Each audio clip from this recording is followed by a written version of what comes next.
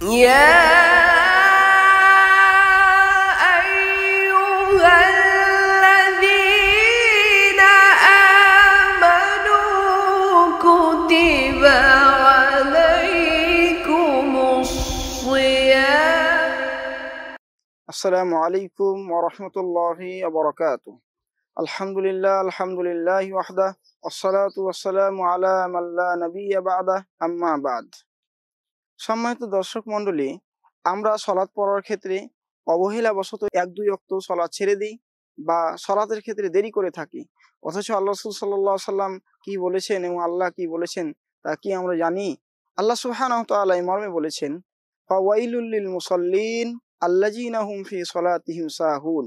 ওই ব্যক্তিদের ধ্বংস হোক যারা তাদের সলাতে অলসতা করে তথা অবহেলা করে এবং সলাতের প্রতি গুরুত্ব দেয় না। এ মর্মে আল্লাহ রাসূল সাল্লাল্লাহু আলাইহি সাল্লাম বলেন, মান তারাকাল জুমআতা সালাসা মাররাতিন তাহাউনান গায়রা উজরিন। যে ব্যক্তি ওজর সমস্যা ব্যতি রেখেই 3 জুমার সলাৎ ছেড়ে দিল, তবে আল্লাহু ফি কলবিহি, আল্লাহ তার অন্তরে মোহর মেরে দেন তথা তাকে সঠিক পথে পরিচালিত করেন না।